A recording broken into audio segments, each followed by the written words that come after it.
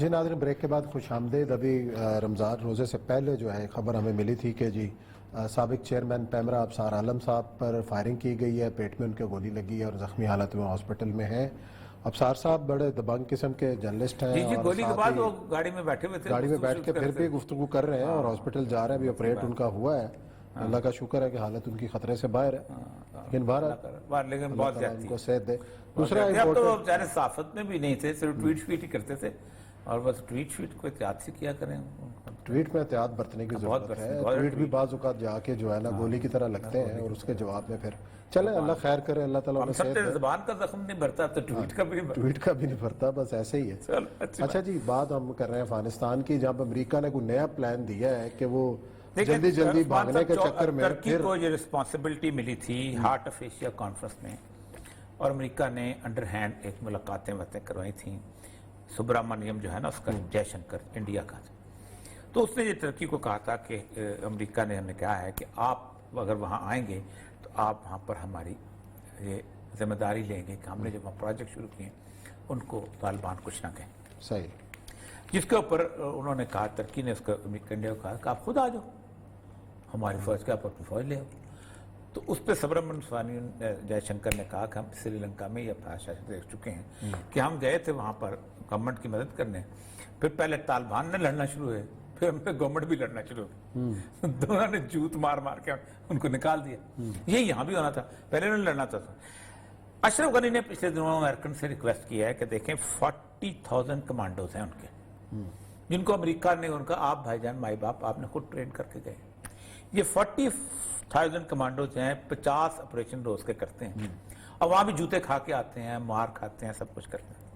4 lakh army ہے، ان کا بل جو ہے امریکہ پے کرتا ہے۔ صحیح۔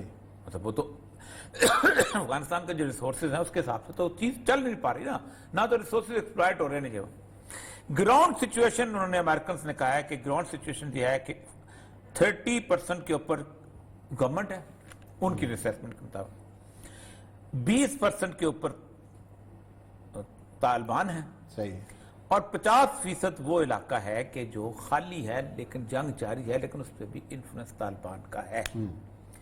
تو ہم نے پلان، انہوں نے 24 تاریخ کو جو کانفرنس شروع ہو گئی جس کا بائیکاٹ کر چکے ہیں طالبان، ہم نے کہا نہیں جانا، ہم نے کہا آپ جانا تو جاؤ 1 مئی کو، بسم اللہ، خدا حافظ، ہم اپنا مولا، تو آپ اس طرح طے کر لو۔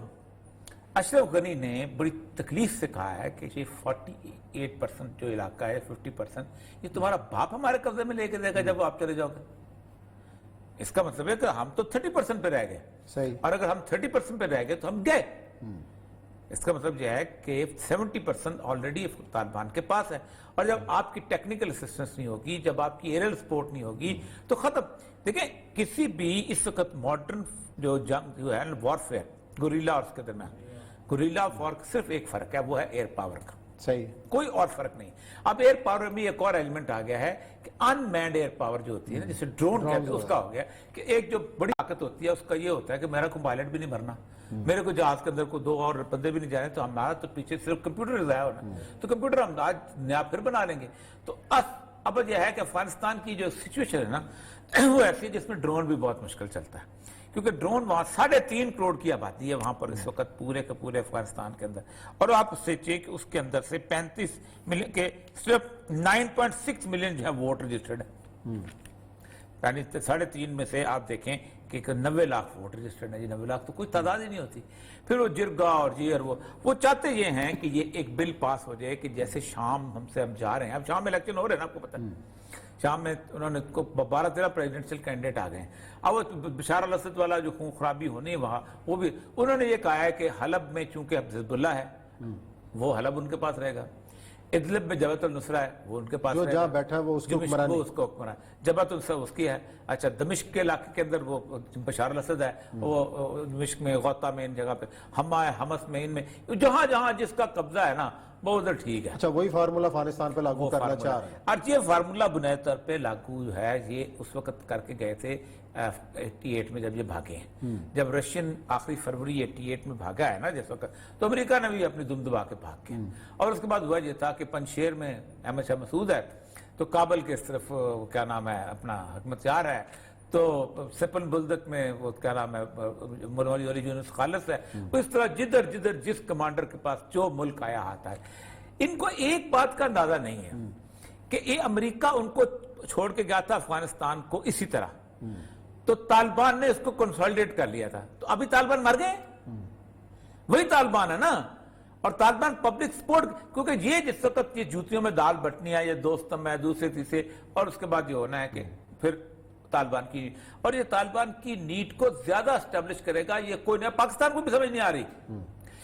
یہ بھی ایک وسیع البنیاد گورنمنٹ اور کانسٹیٹیوشنل گورنمنٹ اور فلانا جو ہمارے ہاں بیٹھے ہیں نا، جو پائپ، میں بھی وہی پائپ پیتا رہا ہوں، میں برا تو نہیں کہتا اس کو.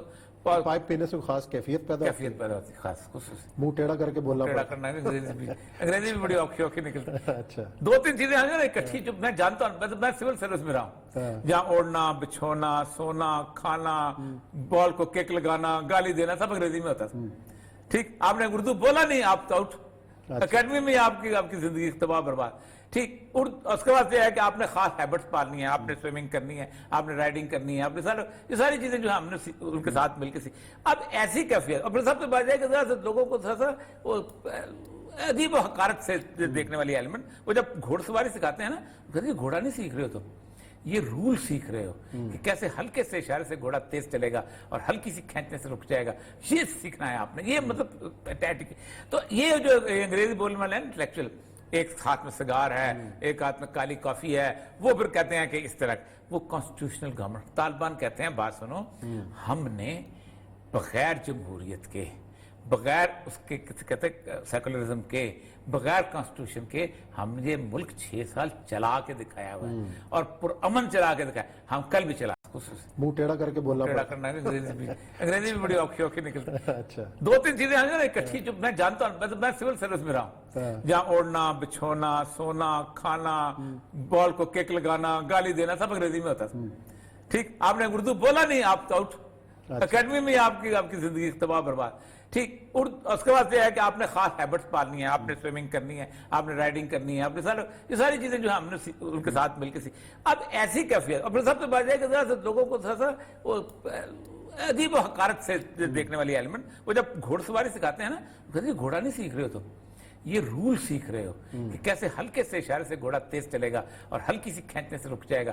یہ سیکھنا ہے آپ نے. یہ مطلب تو یہ جو انگریزی بولنے والے ہیں انٹلیکچوئل، ایک ہاتھ میں سگار ہے، ایک ہاتھ میں کالی کافی ہے، وہ پھر کہتے ہیں کہ اس طرح وہ کانسٹیٹیوشنل گورنمنٹ. طالبان کہتے ہیں بات سنو، ہم نے بغیر جمہوریت کے، بغیر اس کے کہتے سیکولرزم کے، بغیر کانسٹیٹیوشن کے ہم نے یہ ملک 6 سال چلا کے دکھایا ہوا ہے اور پرامن چلا کے دکھایا. ہم کل بھی چلا لیں گے. چلیں جی، دیکھتے ہیں کیا ہوتا ہے اور افغانستان کے اندر حالات کا کیا رخ اختیار کرتے ہیں. اسی نوٹ کے ساتھ پروگرام ختم کرتے ہیں. کل انشاءاللہ آپ سے ملاقات کریں گے. اپنا خیال رکھیے گا. اللہ حافظ.